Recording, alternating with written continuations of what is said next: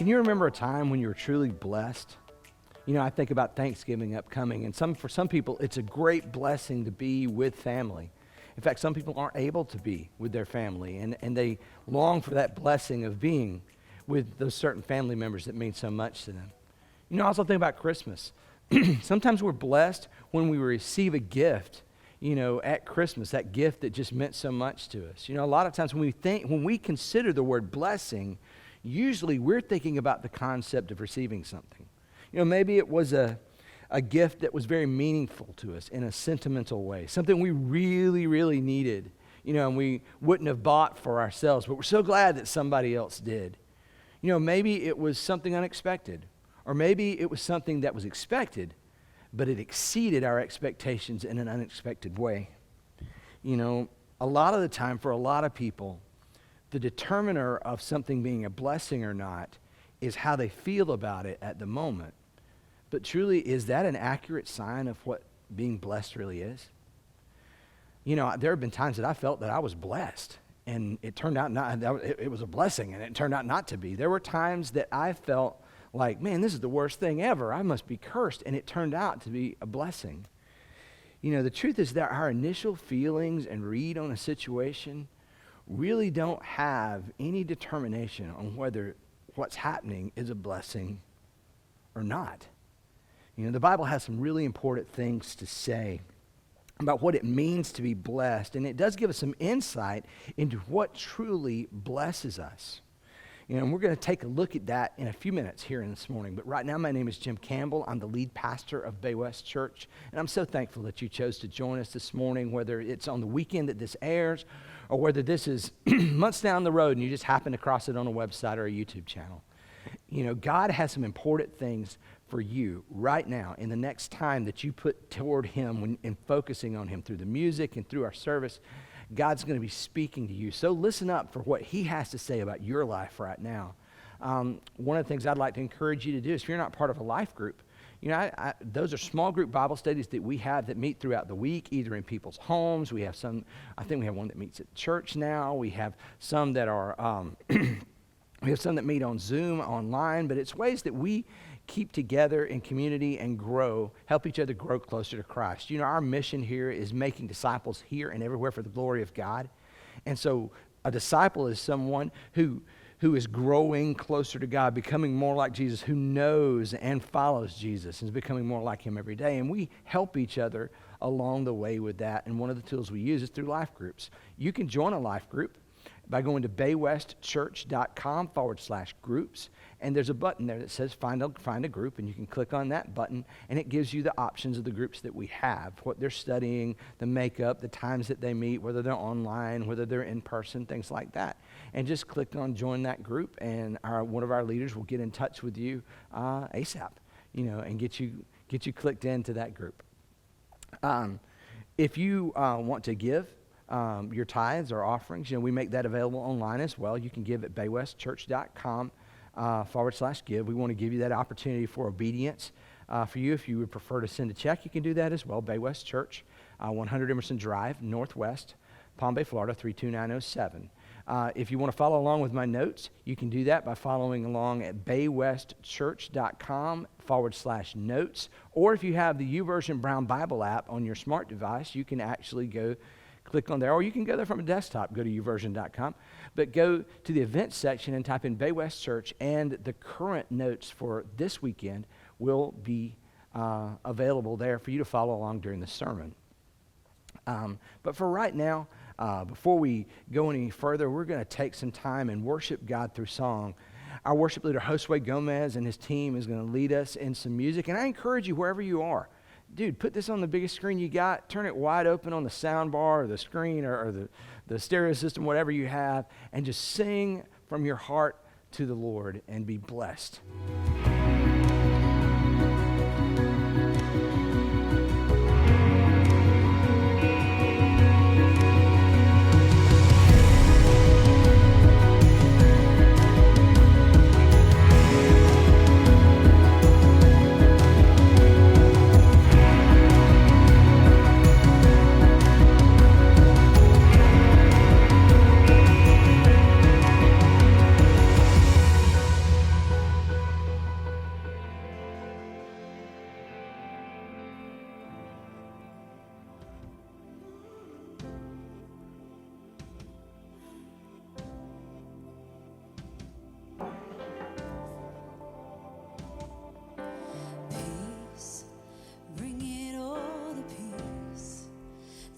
storm surrounding me, let it break at your name still.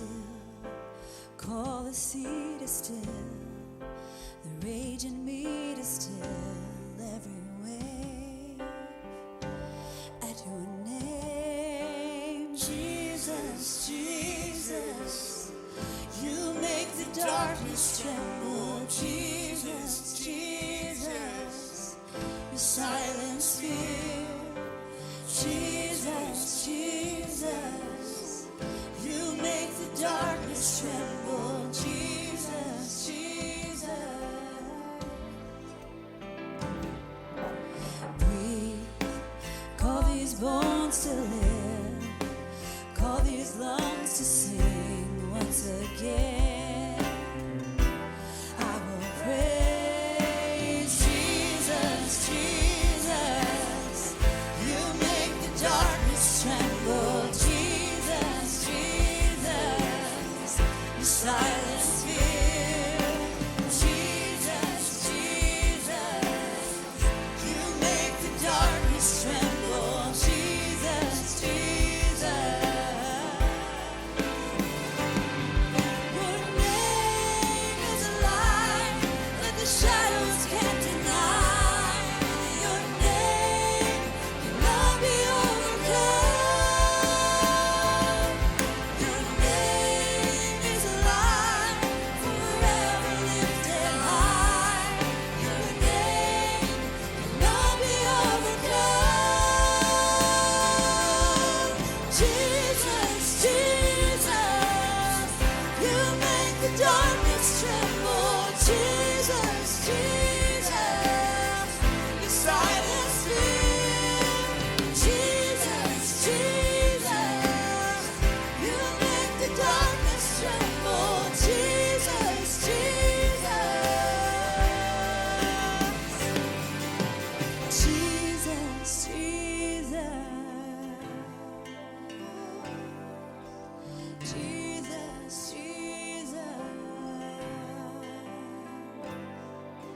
Jesus, Jesus, Jesus, Jesus, you make the darkness tremble. Jesus, Jesus, you silence fear.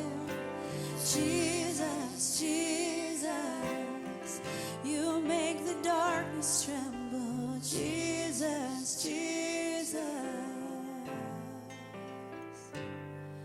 Your name is a light that the shadows can't deny. Your name cannot be overcome. Your name is a light forever lifted high. Your name cannot be overcome. Your name is a light that the shadows can't deny. Your name cannot be overcome. Your name is a light forever lifted high. Your name cannot be overcome. Jesus, Jesus, you make the darkness tremble. Jesus, Jesus, you silence fear. Jesus, Jesus, you make the darkness tremble. Jesus, Jesus, Jesus,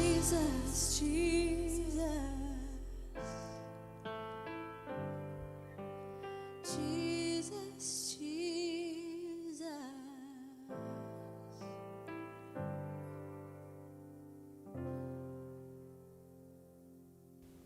You know, when we want to maximize the blessing in our life, you know, the Bible has a lot of things to say, but one of the most famous things that it says is really a paradoxical statement if you take it at its just face value about the area of blessing. And it's found in Acts chapter 20, verse 35. It says this. It says, "And I have been a constant example of how you can help those in need by working hard. You should remember the words of the Lord Jesus. It is more blessed to give than to receive. Now, I'm going to be honest with you. When we think about that term blessed, we normally, as I said earlier, we kind of tend to think of receiving something. We receive a blessing. We think that is more blessed. But it's kind of weird. It's almost like a paradox. It's not. If a blessing is something you receive, how is it better not to receive, but better to give? It's almost like saying the best way to stand up is to sit down. The best way to fly is to fall, or something like that. I mean, could it be that a blessing maybe is a little bit more than what we thought it was? More than a feeling? More than a feeling. Maybe it's more than that. If it's more blessed to give than to receive, then that kind of has to be true, right? It's more than a feeling.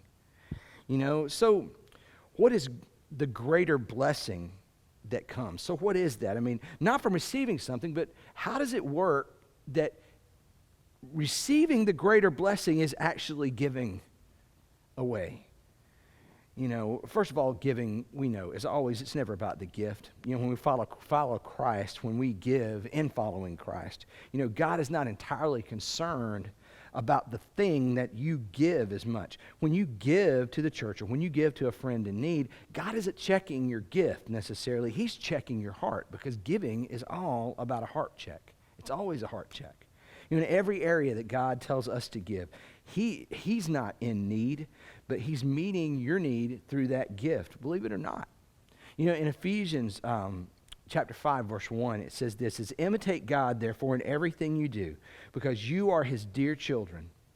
When you think about imitating God, you think about the traits that God has, and one of the biggest traits that God has is His generosity. Let me read you about the single greatest act of generosity that has ever existed in time and will ever exist. It's found in John 3:16. It says, for this is how God loved the world. He gave His one and only Son, so that everyone who believes in Him will not perish, but have eternal life. Now, see, most of us, when we read that verse, we think more about the concept of sacrifice. Oh, man, He sacrificed His Son, and He did. It was sacrifice. It was a sacrifice of Jesus' life so that we might reconnect with God. That's the good news of the gospel, is that we don't have to die in our sin. But more than the concept of sacrifice, just as much, we should think about the concept of generosity. Because in a very real sense, the verse is just as much about generosity as it is about sacrifice. You see, God loved, and because God loved, God gave. His response of love was not only sacrifice, but it was generosity. Because God's heart is love, God's action was to give. See, God's great love inspired the greatest act of generosity that ever existed, and that was by design for you and I. See, one of the first things that we need to understand is that generosity does, that godly generosity does, is that it transforms and grows me. It transforms and grows me. When God gave His life for me, He gave me salvation, and it was so powerful that 2 Corinthians tells us that it made a new creation of who I was. Now, not like I've said before, just all of a sudden get abs and you're buff and all this stuff, and I get my hair back, and I'm a new creation. That doesn't happen.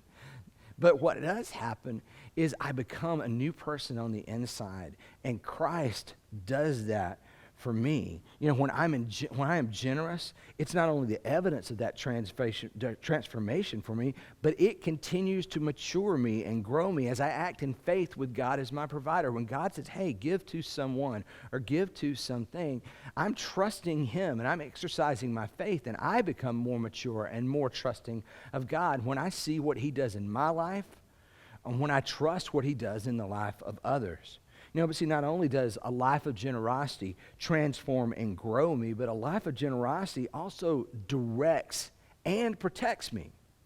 In 1 Corinthians 6, we see these words. Verse 17, it says, command those who are rich in this present world not to be arrogant, nor to put their hope in wealth, which is so uncertain, but to put their hope in God, who richly provides us with everything for our enjoyment. Command them to do good, to be rich in good deeds, and to be generous and willing to share. In this way, they will lay up treasures for themselves as a firm foundation for the coming age, so that they may take hold of the life that is truly life. You see, generosity is meant to be a general guideline for our lives. God speaking through Paul said that it's to be a mark of my life, to be generous with others. I mean, look at these other verses in the Bible. Consider this. Some people are always greedy for more, but the godly love to give. That's Proverbs 21:6. Psalm 11, 4 and 5. Light shines in the darkness for the godly. They are generous, compassionate, and righteous. Good comes to those who lend money generously and conduct their business fairly. Proverbs 3:28. If you can help your neighbor now, don't say, come back tomorrow, and then I'll help you. But if I give, there's a lot of times that we think, but if I give too much to somebody else, then I won't have enough for myself. And that's a fear that we live with. That's something we come back. We look at the numbers and we say, but if I give that to that person, then I won't have what I need to do what I want or what I need to do. And maybe my needs won't be met, or maybe my family's need won't be met. But see, here's the truth. In Psalm 37, the psalmist writes there a very interesting promise, an interesting observation about those who follow Christ. He says, he has never seen the righteous forsaken or their children abandoned, and they are always generous and lend freely. Sometimes we think if we give up what we have to help someone else, that our needs won't be met. But that's not true. When we follow God meets our needs. We talked about that last week. My job and what I get paid there doesn't meet my needs. It's God that meets my needs. I go to my job so that I can help make disciples, so I can honor Christ in the way that I live, and that's what we think. That's our mentality as Christ followers. Now, the world has told us a totally different story, that, you got to get out and hustle, and you got to make the money, and you got to do this, and you got to get that, and you got to get the house, and the 2.5 kids, and the car, and all of these things, but that's not necessarily true. What God tells us is different. He says, look, I will meet your needs, Matthew 6. If you seek me first, I'll take care of the rest. And that's what God does for us. When God does not overlook godly generosity, to the point that when we give because we're being obedient to God, not necessarily just because we see a need, but because we feel like God is saying to us at that moment, meet that need, give to that. There's times that we may see a need and God may say, no, that's not for you. That's for someone else to give. And when we give as an act of obedience, God recognizes that. For example, when God directs you to give to the poor, he classifies that in Proverbs 19 as lending to the Lord. And the psalm and what Solomon says there is that God will pay us back himself. You're lending, when you give to the poor, when God directs you to give to the poor and you follow him in obedience to do that, you're actually lending to God. And God says, I'll take care of that debt. Not only does a life of generosity transform and grow me, not only does it direct and protect me, but it also blesses and refreshes me. In 2 Corinthians 9 in the Living Bible, I love this translation, it says these words in verse 12 and 13. So 2 good things happen as a result of your gifts. Those in need are helped, and they overflow with thanks to God. Those you help will be glad not only because of your generous gifts to themselves and to others, but they will praise God for this proof that your deeds are as good as your doctrine. See, here's good things that happen when you give. People are helped and God is praised. That's genius. That's great. Other people are helped, God is praised. But boom, amazingly enough, God doesn't stop there. He gives a bonus. And when he says they will praise God, why? for this proof that your deeds are as good as your doctrine. What he's saying is that in addition to what I'm doing, this bonus, it's like someone making a donation in your name. Basically, God says, look, here's what I'm going to do. Here's the good things that will happen. They'll praise me, and their need will be met. But as a bonus, I'm also going to allow you to participate in that blessing for you. You'll be blessed as well. You know, every year at Christmas time, we kind of take an amount for our family, and for several years, we kind of go shopping for somebody else.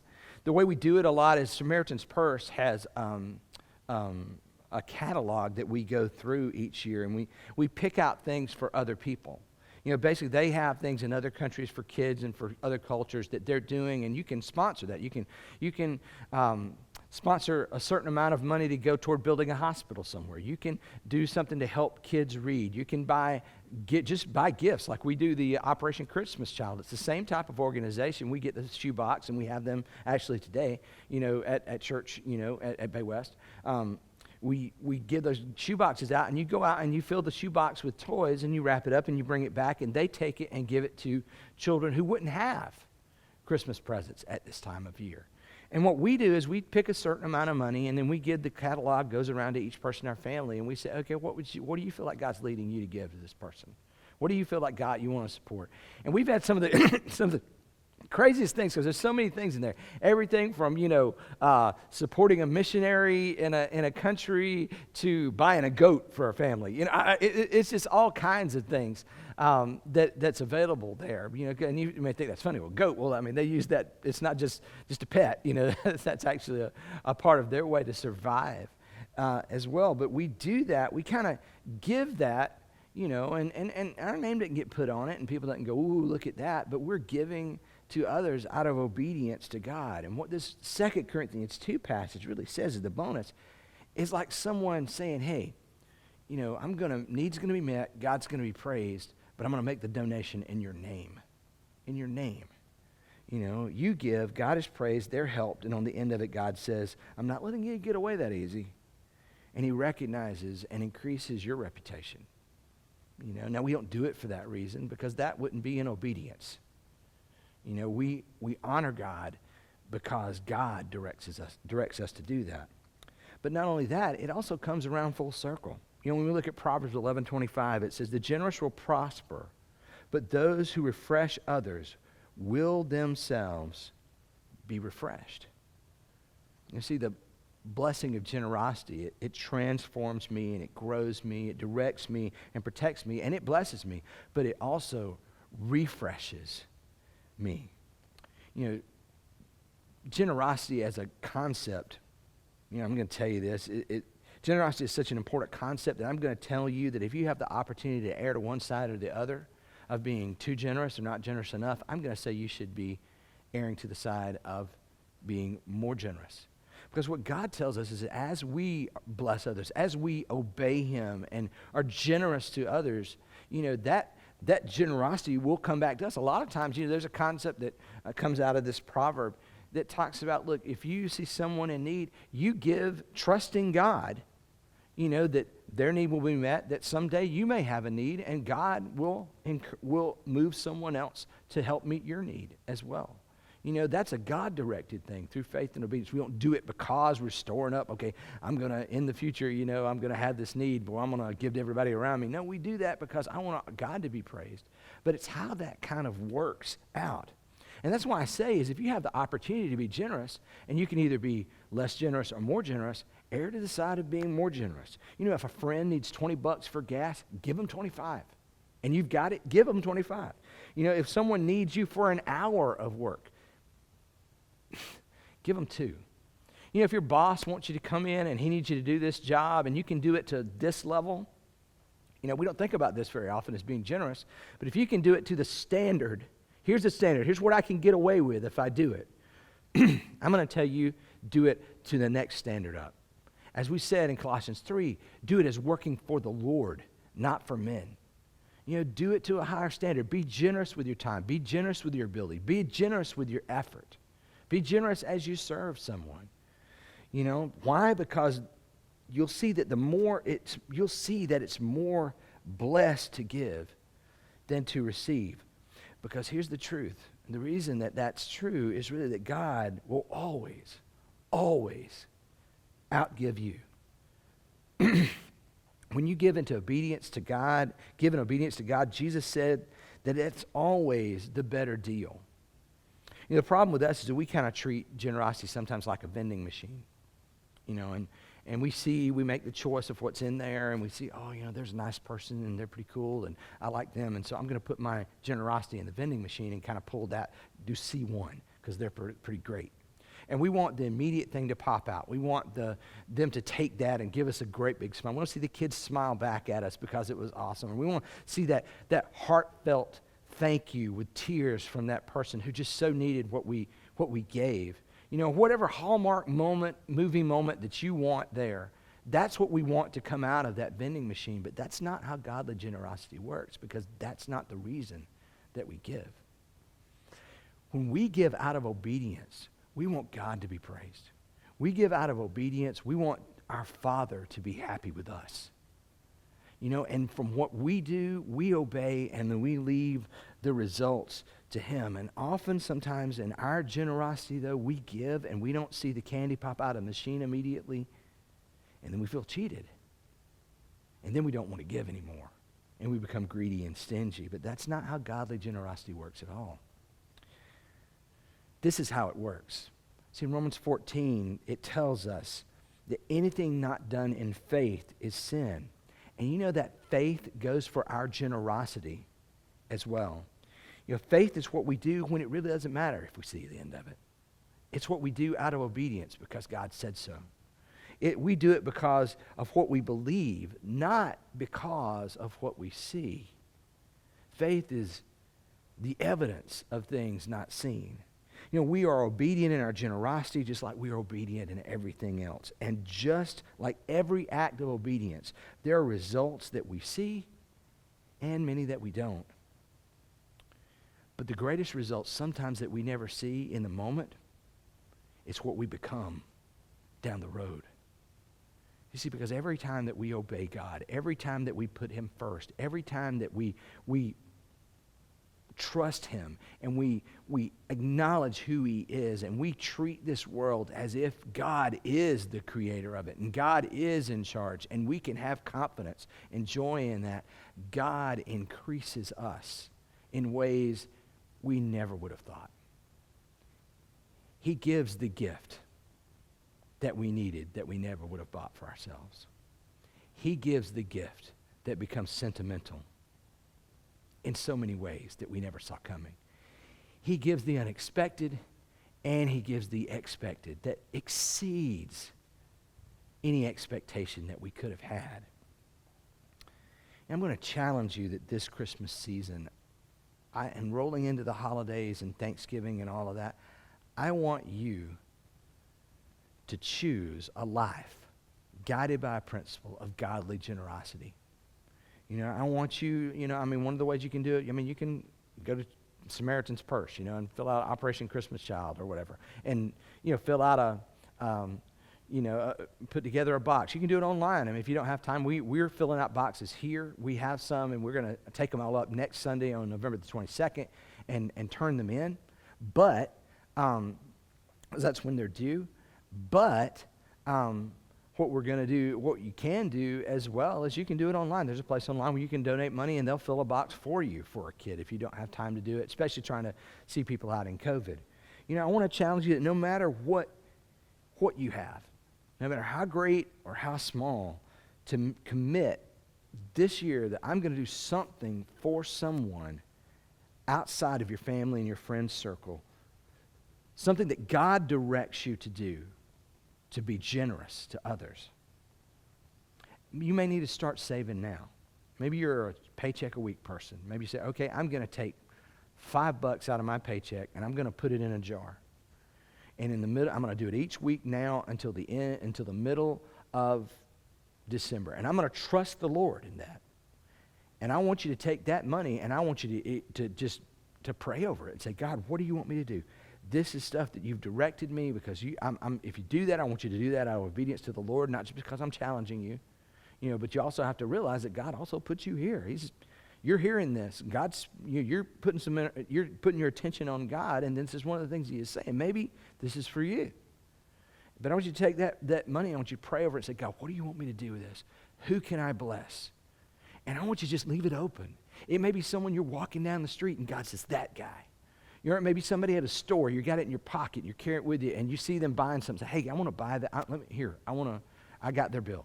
You know, maybe you take it and the person behind you in the drive-through, when you're going to get your food, you say, you know what? Hey, I want to pay for that person's food behind me. And I want you to be that type of person. Maybe you're going to go to the Samaritan's Purse catalog like we do, you know, and you're going to say, hey, I'm going to give somebody a goat this Christmas. You know, I'm going to help pay for them to build a hospital somewhere. I'm going to do something like that. Maybe there's a family that God will direct you to. Maybe it's going to be with your time. He's going to say, hey, here's what I want you to do. I want you to go there. We had the Gifts from the Heart gift shop with Love Inc. And people volunteer there, and they have donated items that are at a low price that they give for families who don't have many means, but they want to be able to buy their kids stuff. They just don't have a whole lot, so they go shop there. And they have people that help them with the shopping and all that stuff, and stock the shelves and clean up and stuff, and all that's done by volunteers, so that it can be, you know, so that the prices can be kept very, very low for these people. Maybe that's what you need to do. But here's what I'm going to say as well. As you start this life of generosity now, because you've put the principles in place that we've gone through this series with, you've trusted, I have space. God has given me space. God is going to take care of my needs. Anything he tells me to do, he's going to give me what I need to do it. You've trusted that. You've realized the benefits of Christ. You've realized the space that you have, and you've made space. As you've made space so that you can be generous with what God has, I want you to continue this principle on out. As you give to the church, as you give to others, you know, as you put money aside each week to give to others, continue it throughout the year. God may be saying to you, hey, I'm going to show you things throughout your generosity throughout the year that you're not going to believe. And what I'm going to do to change the person that you are, to increase you in ways that you never saw coming. And I want you to begin this road of generosity. I have a feeling that once you see the better blessing of being generous, you probably will never go back to being stingy. And God's going to do some things in your life that you never saw. I imagine that you'll become more bold. I imagine you'll be more courageous. I imagine you'll be more faithful, and you'll be able to trust God with so much more. And it won't increase the stress in your life, but it'll relieve the stress in your life, because that's what comes when we develop a greater confidence in God. We see the bill coming, and we know, you know what, God has been faithful. You know, we are generous people. God has raised that up. I see the effects of that. You know, something's going to happen. God's going to take care of us. I know it. Wouldn't it be great to live a life like that? To be able to look at, yeah, COVID's coming. There's COVID. Yeah, maybe a shutdown. Maybe this, maybe that. All these things, and say, but you know what? My God's still in charge. And that's not just a mantra that I say or put on a T-shirt. That's something I believe in my heart. So no reason to freak, right? All of these things can be increased through the life of righteous, godly generosity. Christian, maybe you need to do that today. It's out there. Maybe you're out there listening today and you don't have a relationship with Christ. You haven't followed Christ. And all these things, they're nice. They sound great. But it's like trying to turn on a light that's not plugged in. You know, the first thing you need to do when you turn on a lamp is plug it in, you know, to the outlet, you know, and get some power to it. And that happens when we decide to follow Christ. That's when things really turn on. That's when the principles that I share with you each week, the principles I share with you through this series are very practical things, but they all light up. They all come on when Christ is a part of our lives. So maybe you need to do that. Maybe you need to accept Christ. Realize that we've all sinned, and that Christ came and he lived a perfect life, and he took the punishment for our sin. And he, in taking the punishment for our sin, he allowed us to reconnect with God, to give us this life that's filled with joy and confidence, that we can put the stress aside because we can cast our cares on God because he cares for us. And we know that, and we see it over and over and over again. Maybe that's what you need to do today. If that's you and you want to make that decision, please do me a favor. Around this interface, depending on the interface you have, there's usually a connect link. If not, there's a website. Go to baywestchurch.com/connect and fill out that card there. with your name and tell us what you made a decision to follow Christ. Awesome. You decide to be a generous person. I'm going to live by generosity. Awesome. That's great. Do that and let us know, because we want to pray for you. You know, if you live in this area and you're not part of a church, we would love for you to be a part of our church, whether that's continuing to listen with us here, hopefully in one day to come and be a part of us live, and we get to meet you as well. If you're already part of a church and God's spoken to you through this in just an off time or something, great. Go tell your pastor, hey, this is what God's telling me. This is what God's teaching me. I'm telling you, he'll love it. He'll love it. If you decide to follow Christ, make sure you tell him that.